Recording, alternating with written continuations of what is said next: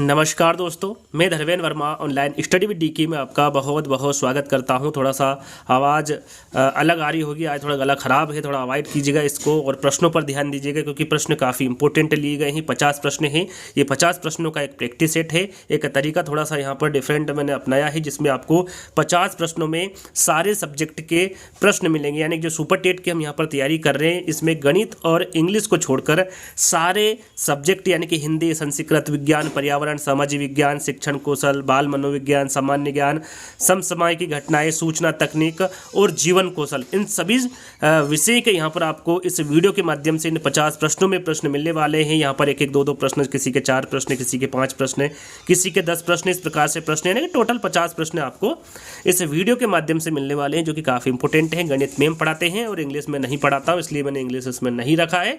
तो बाकी के सारे सब्जेक्ट आपको मिलेंगे तो आपको स्किप नहीं करना है, वीडियो को पूरा देखना है। यदि यह तरीका आपको अच्छा लगता है तो आपको कमेंट से करना है और इस वीडियो को ज़्यादा से ज़्यादा शेयर करना है ताकि आगे भी हम इस प्रकार के वीडियो और लेकर आ सके। तो शुरू करते हैं। आज का पहला प्रश्न है आपका, वहाँ शहर जहाँ दीपोत्सव 2018 को Guinness book of world record में शामिल किया गया था, वहाँ शहर कौन सा है? यदि आपसे राज्य पूछा जाता तो आप डायरेक्ट लगा सकते थे उत्तर प्रदेश, लेकिन यहाँ पर शहर पूछा गया है कि वहाँ शहर कौन सा है। लखनऊ है, अयोध्या है, मथुरा है या फिर वाराणसी है। मैं आपको बता दूं फिर से कि ये 50 प्रश्न एक प्रैक्टिस सेट के रूप में आपको दिए जा रहे हैं। तो यहाँ पर आप आपकी प्रैक्टिस कर सकते हैं, आप आपका आकलन कर सकते हैं कि इन 50 प्रश्नों में आपको कितने नंबर आ रहे हैं, तो अंत में जरूर बताइएगा। तो यहाँ पर शहर पूछा गया है तो वो कौन सा शहर है? अयोध्या शहर है। क्या हुआ था इस दिन? तो इस दिन मिट्टी के दीपक लगाए गए थे, प्रकाशित किए गए थे, जिसके कारण अयोध्या दीपोत्सव 2018 Guinness book of world record में शामिल हो गया। कितने मिट्टी के दीपकों को प्रकाशित किया गया था? तो याद रखिएगा 3,01,152। कितने? 3,01,152 दीपक को प्रकाशित किया गया था। इसके साथ ही अयोध्या दीपोत्सव 2018 Guinness book of world record में शामिल हो गया। अयोध्या का पुराना नाम क्या, यानी पहले इसका नाम क्या था? जो अयोध्या जिला है तो इसका नाम था फैजाबाद। उत्तर प्रदेश के मुख्यमंत्री योगी आदित्यनाथ द्वारा फैजाबाद जिले का नाम बदलकर अयोध्या किया गया। इस अवसर पर 6 नवंबर 2018 को धनतेरस के अवसर पर सरयू नदी के किनारे कुल 3,01,152 मिट्टी के दीपकों को प्रकाशित किया गया। इसके साथ ही अयोध्या दीपोत्सव 2018 Guinness book of world record में शामिल हो गया। तो आपको समझ में आ ही गया होगा। तो यहाँ पर बी वाला विकल्प आपका सही होगा। चलिए, भारत की न्यायिक अकादमी स्थित है। यहाँ पर देखिए भारत की न्यायिक अकादमी कहाँ पर स्थित है पूछा गया है। चेन्नई में, नागपुर में, इंदौर में या फिर भोपाल में? आपका राइट आंसर क्या होगा? भारत की न्यायिक अकादमी कहाँ पर स्थित है? तो ये भोपाल में स्थित है। कहाँ पर है? भोपाल में स्थित है। यदि आपसे पूछा जाता कि इसका पंजीकरण कार्यालय कहाँ पर है तो ये है दिल्ली में। याद रखिएगा जो भारत की न्यायिक अकादमी है इसका जो पंजीकरण कार्यालय है ये कहाँ पर स्थित है तो ये दिल्ली में है। और ये डायरेक्ट आपसे पूछा जाए कि भारत की न्यायिक अकादमी कहाँ पर स्थित है तो ये भोपाल में स्थित है। चलिए, वर्तमान में यूएनओ के महासचिव कौन है? यहाँ पर देखिए संयुक्त राष्ट्र संघ के महासचिव वर्तमान में पूछा गया है। हाल ही में संयुक्त राष्ट्र संघ यानी कि यूएनओ के महासचिव कौन है? एंटोनियो गुटेरेस है, बान की मून है, मिरोस्लाव लाचकक है या फिर पीटर थॉम्सन है? यहाँ पर वर्तमान में यूएनओ के महासचिव के बारे में पूछा गया है तो आपका राइट आंसर क्या होगा? Antonio Guterres. ये वर्तमान में यूएनओ के महासचिव है। और इसका गठन कब किया गया था यूएनओ का? तो आपको पता होना चाहिए। इसका गठन हुआ था 24 जून 1945 को। कब हुआ था? 24 जून 1945 को यूएनओ या फिर संयुक्त राष्ट्र संघ का गठन हुआ था। तो आपको ये तारीख भी याद रखना है। चलिए, अगला प्रश्न है, कंप्यूटर प्रोग्रामों में त्रुटियां को कहा जाता है। जब कंप्यूटर प्रोग्राम में कोई त्रुटि हो जाती है तो उसको क्या कहा जाता है? फॉलिज कहा जाता है, मिस्टेक, बग्स या फिर स्पैम? तो यहाँ पर कंप्यूटर प्रोग्राम में जब त्रुटियां हो जाती है तो हम उसे क्या कहते हैं? बग्स कहते हैं। क्या कहते हैं? बग्स। तो यहाँ पर तीसरा वाला विकल्प आपका सही होगा। चलिए, 5वां प्रश्न है, किस देश में विश्व का सबसे बड़ा एयर प्यूरीफायर बनाया गया है? वो कौन सा देश है जो कि विश्व का सबसे बड़ा एयर प्यूरीफायर बनाया गया है? भारत है, चीन है, अमेरिका है या फिर फ्रांस से है? तो आपका राइट आंसर क्या होगा? चीन। याद रखिएगा चीन देश ने विश्व का सबसे बड़ा एयर प्यूरीफायर बनाया गया है। इसकी ऊंचाई कितनी है? तो इसकी जो ऊंचाई होगी वो 330 फीट होगी। कितनी है? 330 फीट है, इसलिए ये विश्व का सबसे बड़ा एयर प्यूरीफायर होगा। तो यहाँ पर बी वाला विकल्प आपका सही होगा। निगम कर लगाया गया है। आपने निगम कर के बारे में तो सुना ही होगा। ये किसके द्वारा लगाया जाता है, इसके बारे में पूछा गया है। राज्य सरकार द्वारा, केंद्रीय सरकार द्वारा, केंद्र सरकार और राज्य सरकार दोनों के द्वारा लगाया जाता है, भारतीय रिजर्व बैंक के द्वारा। तो निगम कर किसके द्वारा लगाया जाता है ये पूछा गया है, या फिर लगाया गया है। तो याद रखिएगा ये केंद्रीय सरकार द्वारा लगाया जाता है या फिर लगाया गया है निगम कर। तो यहाँ पर बी वाला विकल्प आपका सही होगा। जहाँ पर आपको समझ में नहीं आ रहा है वहाँ पर कमेंट्स के माध्यम से पूछ सकते हैं। मित्र शक्ति संयुक्त अभ्यास का संबंध किस देश से? यहाँ पर एक प्रकार का संयुक्त सैन्य अभ्यास है, इसके बारे में पूछा गया है। ये किस देश से संबंध है? भारत और श्रीलंका से हैं, भारत और बांग्लादेश से हैं, भारत और म्यांमार से, या फिर भारत तथा सिंगापुर से है। मित्र शक्ति संयुक्त अभ्यास का संबंध किस देश से है? तो याद रखिएगा ये किस देश से होगा? तो ये भारत और श्रीलंका देश से होगा मित्र शक्ति संयुक्त अभ्यास का संबंध। चलिए 8वां प्रश्न है, विश्व निमोनिया दिवस कब मनाया जाता है? जो विश्व निमोनिया दिवस है इसको कब मनाया जाता है? 12 नवंबर को, 12 दिसंबर को, 14 नवंबर को, या फिर 14 दिसंबर को? काफ़ी इंपॉर्टेंट है। विश्व निमोनिया दिवस के बारे में पूछा गया है। तो ये कब मनाया जाता है? 12 नवंबर को मनाया जाता है। कब मनाया जाता है? 12 नवंबर को। तो यहाँ पर पहला वाला जो विकल्प होगा वो आपका सही होगा। चलिए संसद के 2 सत्रों के बीच अधिकतम अवधि क्या हो सकती है? यहाँ पर देखिए संसद के 2 सत्रों के बीच की अधिकतम अवधि के बारे में पूछा गया है। कितनी हो सकती है? 6 महीने की, 3 महीने की, 9 महीने की, या फिर 1 महीने की? वैसे जो सत्र होते हैं वो कितने प्रकार के होते हैं? 3 प्रकार के होते हैं। सबसे पहले जानते हैं अधिकतम अवधि कितनी हो सकती है। तो याद रखिएगा 6 महीने की। संसद के 2 सत्रों के बीच की जो अधिकतम अवधि होती है वो 6 महीने की होती हैं। और कितने प्रकार के सत्र होते हैं? 3 प्रकार के। ये सत्र कौन बुलाते हैं? तो राष्ट्रपति के द्वारा बुलाए जाते हैं। और कौन कौन से सत्र होते हैं? बजट सत्र, मानसून सत्र और शीतकालीन सत्र। ये 3 प्रकार के सत्र होते हैं।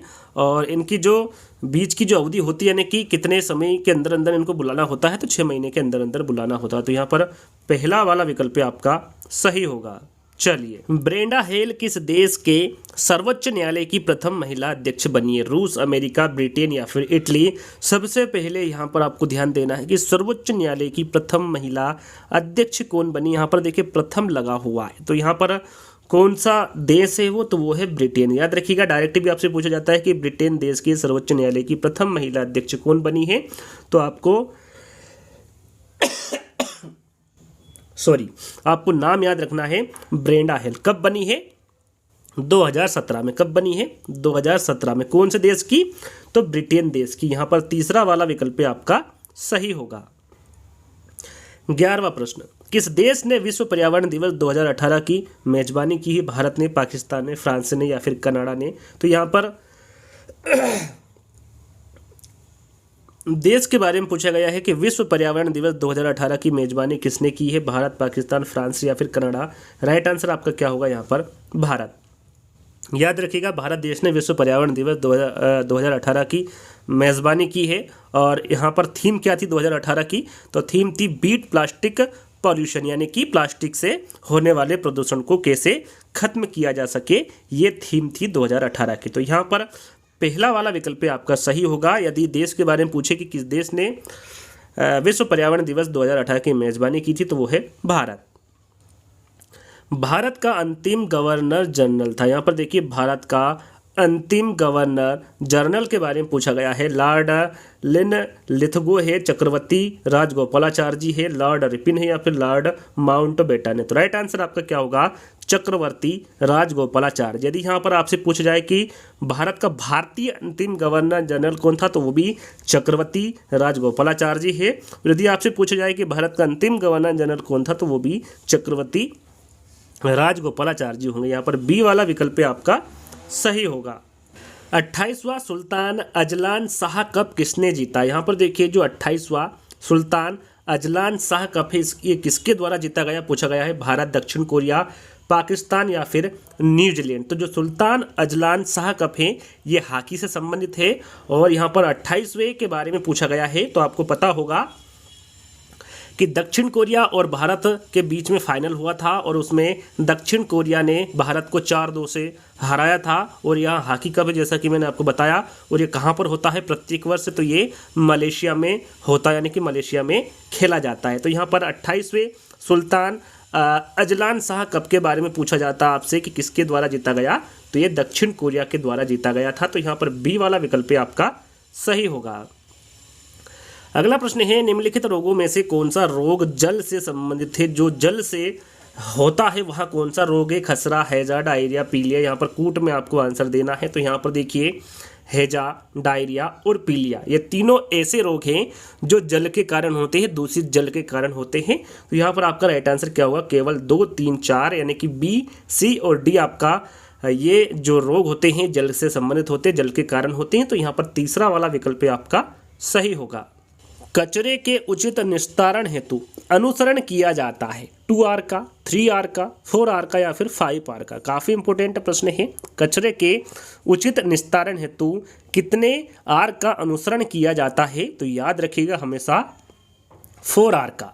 R R R R। यहाँ पर पहले R का मतलब होता है रिड्यूस यानी कि कम करना, दूसरे R का मतलब होता है रिड्यूस करना, मना करना, तीसरे आर का मतलब होता है रीयूज करना यानी कि पुनः प्रयोग करना, और चौथे आर का मतलब होता है रिसाइकल करना यानी कि पुनः चक्रित करना। ये 4R होता है, यानी कि कचरे के उचित निस्तारण हेतु 4R का अनुसरण किया जाता है। तो इसलिए यहाँ पर 4R आपका राइट आंसर होगा। चलिए अगला प्रश्न है, महात्मा गांधी किसे अपना राजनीतिक गुरु मानते थे? महात्मा गांधी किसे अपना राजनीतिक गुरु मानते थे? ये पूछा गया है। लाला लाजपत राय, बाल गंगाधर तिलक, गोपाल कृष्ण गोखले या फिर दादा भाई नौरोजी। तो राइट आंसर आपका क्या होगा? गोपाल कृष्ण गोखले। तीसरा वाला विकल्प आपका सही होगा। अगला प्रश्न है, प्रसिद्ध फसल त्योहार पोंगल मनाया जाता है बिहार में, केरल में, कर्नाटक में या फिर तमिलनाडु में। तो ये कहाँ पर मनाया जाता है? तो ये तमिलनाडु में मनाया जाता है। कहाँ पर? तमिलनाडु में मनाया जाता है। और ये प्रत्येक वर्ष 14 से 15 जनवरी को मनाया जाता है। और एक फसल के जब फसल कटाई होती वहाँ पर उसके उत्सव में ये मनाया जाता है। तो कहाँ पर मनाया जाता है? तमिलनाडु में मनाया जाता है। अगला प्रश्न है, निम्न नदियों में से कौन सी नदी बंगाल की खाड़ी में गिरती है? कौन सी नदी है जो बंगाल की खाड़ी में गिरती है? ताप्ती है, सुवर्ण रेखा है, नर्मदा है या फिर सिंधु है? तो वह नदी कौन सी होगी? सुवर्ण रेखा होगी। याद रखिएगा जो सुवर्ण रेखा है यह नदी बंगाल की खाड़ी में गिरती है। बाकी जो ताप्ती, नर्मदा और सिंधु नदी है ये कहाँ पर गिरती है? तो ये अरब सागर में गिरती है। कहाँ पर? अरब सागर में। याद रखिएगा ताप्ती, नर्मदा और सिंधु ये तीनों ही नदी कहाँ पर गिरती है? अरब सागर में गिरती है। अगला प्रश्न है, निम्नलिखित ग्रहों में से कौन सा सूर्य की परिक्रमा में सबसे कम समय लगाता है? वो कौन सा ग्रह है? बृहस्पति है, शुक्र है, पृथ्वी है या फिर बुध है? तो हमने एक वीडियो अपलोड किया था जिसमें आपको 100 प्रश्न मिले थे इन्हीं से संबंधित। यदि आपने वो वीडियो देखा है तो यहाँ पर आसानी से आप आंसर लगा सकते हैं। बुध। बुध ग्रह है जो कि सूर्य की परिक्रमा में सबसे कम समय लगाता है। कितने दिन में अपनी एक परिक्रमा पूरी कर लेता है? तो 88 दिन में। कितने दिन में? 88 दिन में जो बुध है वो सूर्य की परिक्रमा को पूरा कर लेता है, यानी कि सबसे कम समय में। याद रखिएगा।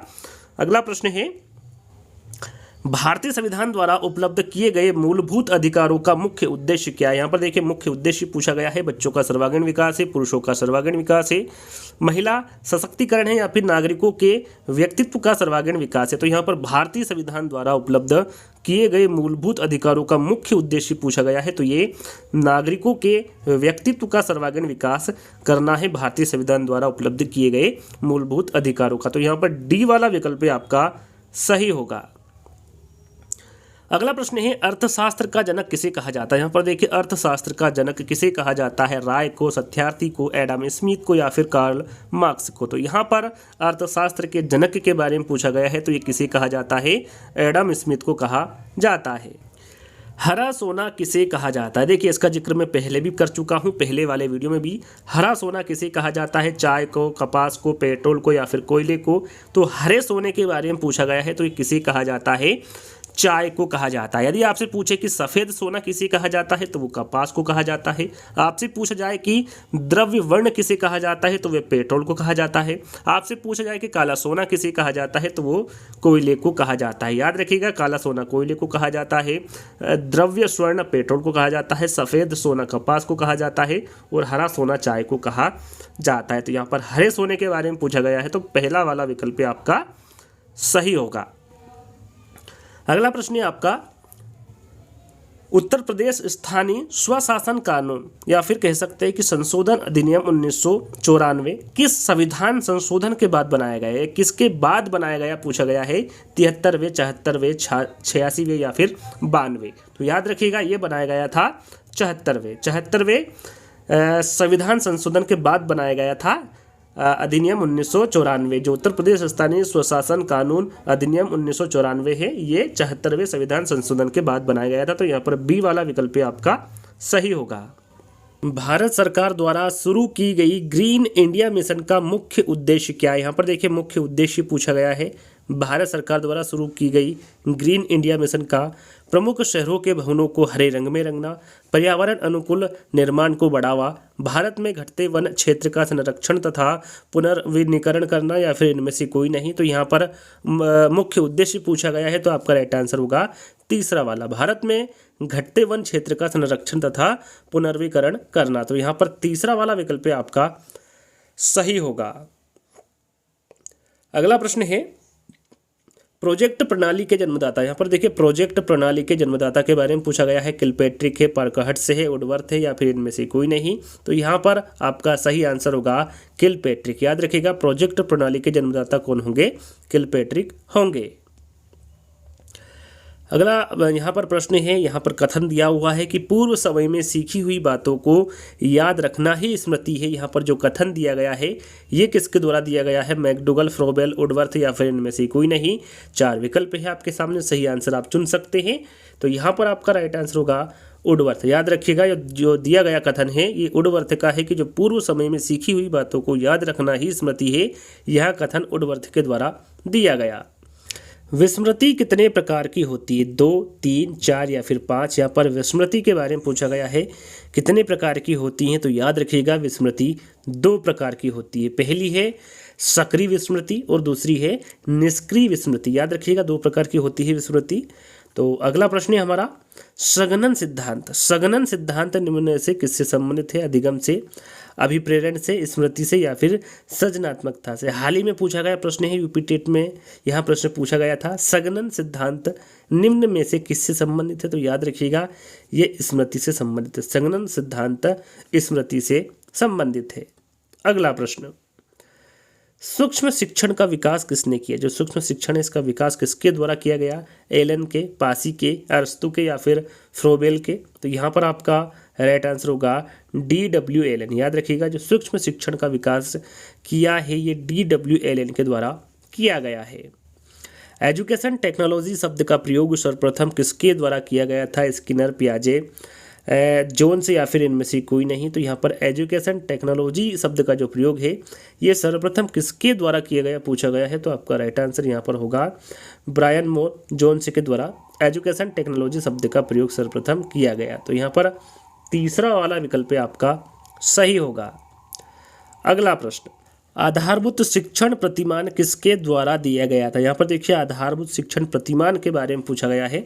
ये किसके द्वारा दिया गया? ग्लेजर के, लॉरेंस व डेविस के, जन करोल के या फिर लेंडर्स के। तो यहाँ पर आपका सही आंसर होगा रॉबर्ट ग्लेजर। याद रखिएगा आधारभूत शिक्षण प्रतिमान ये रॉबर्ट ग्लेजर के द्वारा दिया गया। अगला प्रश्न है शिक्षण मशीन का निर्माण किसके द्वारा किया गया? सिडनी एवं प्रेसी के द्वारा, स्किनर के, टोलमैन के या फिर गोत्री के। तो यहाँ पर आपका सही आंसर होगा सिडनी एल प्रेसी के। याद रखिएगा जो शिक्षण मशीन का निर्माण किया गया था ये सिडनी एल प्रेसी के द्वारा किया गया। तो यहाँ पर पहला वाला विकल्प आपका सही होगा।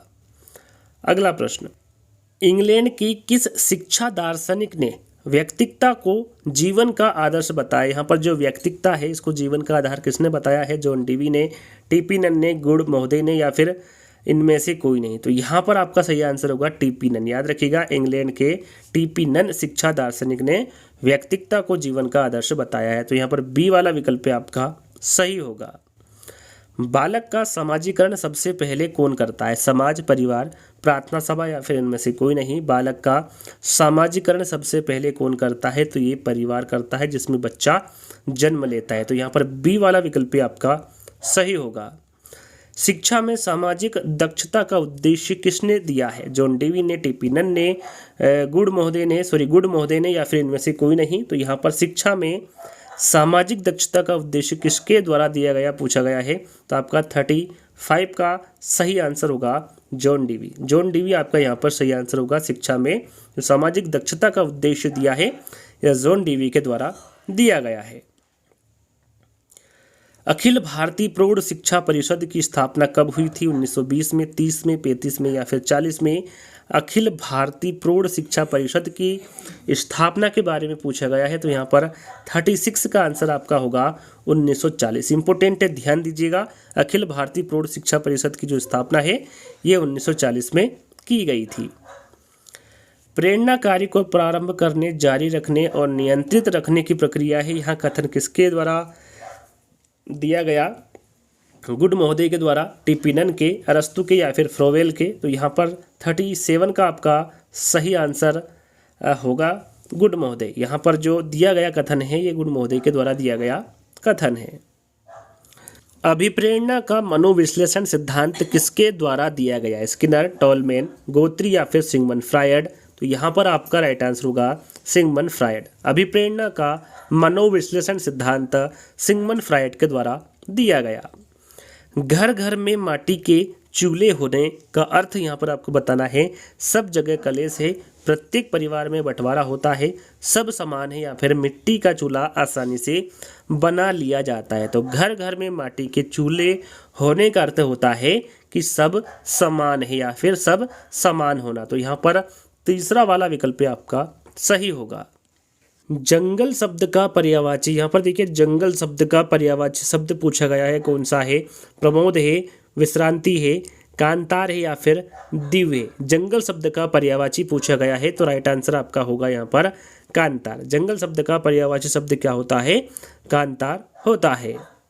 संस्कृत व्याकरण के अनुसार हल का अर्थ है क्या? यहाँ पर देखिए हल का अर्थ पूछा गया है, स्वर है, व्यंजन है, अनुनासिक या फिर अनुनासिक है। संस्कृत व्याकरण के अनुसार हल का अर्थ आपको बताना है और राइट आंसर आपका होगा व्यंजन। याद रखिएगा संस्कृत में हम व्यंजन को क्या कहते हैं? हल कहते हैं। तो यहाँ पर बी वाला विकल्प आपका सही होगा। संस्कृत भाषा में आदि कवि की उपाधि से विभूषित कवि कौन है? तुलसीदास है, कालिदास है, भवभूति है या फिर वाल्मीकि है? यहाँ पर 42 का आपको राइट आंसर बताना है। संस्कृत का प्रश्न है, संस्कृत भाषा में आदि कवि की उपाधि से विभूषित कवि के बारे में आपको बताना है।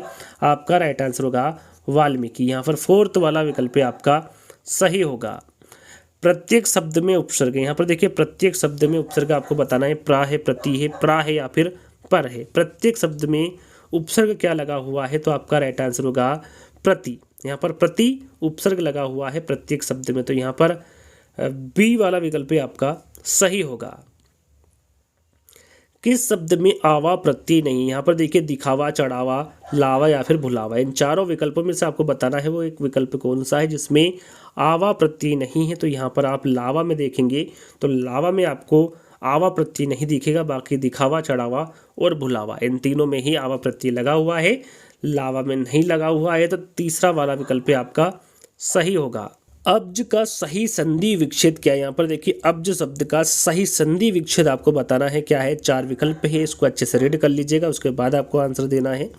तो यहाँ पर अब्ज का सही संधि विच्छेद पूछा गया है, तो अब्ज का संधि सही ये जो विच्छेद होगा वो अप प्लस जा होगा। अप प्लस जा से बनता है अब्ज। तो यहाँ पर जो बी विकल्प आपका होगा वो एकदम सही होगा।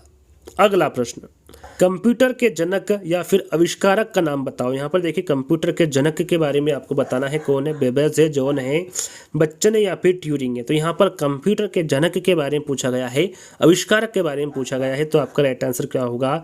बेबेज। चार्ल्स बेबेज ये कंप्यूटर के जनक माने जाते हैं। भारत में पहला कंप्यूटर कहाँ स्थापित किया गया था? बेंगलोर में, कोलकाता में, तमिलनाडु में या फिर मुंबई में? तो यहाँ पर आपका राइट आंसर होगा ये किया था कोलकाता में। भारत में जो पहला कंप्यूटर स्थापित किया गया था ये कोलकाता में स्थापित किया गया था। कंप्यूटर का दिमाग किसे कहते हैं? मदरबोर्ड को, मेमोरी को, गेटवे को या फिर सीपीयू को? तो सभी को पता है कंप्यूटर का जो दिमाग होता है वो किसे कहते हैं? सीपीयू को कहते हैं। लेन का पूरा नाम क्या है? यहाँ पर देखिए LAN, यहाँ पर आपको LAN लेन का पूरा नाम बताना है क्या है। लोकल एरिया नेटवर्क है, लॉन्ग एरिया नेटवर्क है, लाइव एरिया नेटवर्क है या फिर लोस्ट एरिया नेटवर्क है। लेन का पूरा नाम क्या है आपको बताना है। राइट आंसर आपका होगा यहाँ पर local area network. Local area network ये लेन का पूरा नाम होता है। तो यहाँ पर पहला वाला विकल्प आपका सही होगा। अंतिम प्रश्न, भारतीय सब्जी शोध संस्थान कहाँ पर स्थित है? वाराणसी में, लखनऊ में, कानपुर में या फिर बरेली में? तो भारतीय सब्जी शोध संस्थान के बारे में पूछा गया है, तो ये कहाँ पर स्थित है?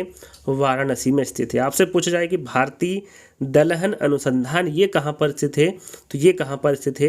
कानपुर में स्थित है। आपसे पूछा जाए कि भारतीय पशु चिकित्सालय जो अनुसंधान है ये कहाँ पर स्थित है, तो ये बरेली में स्थित है।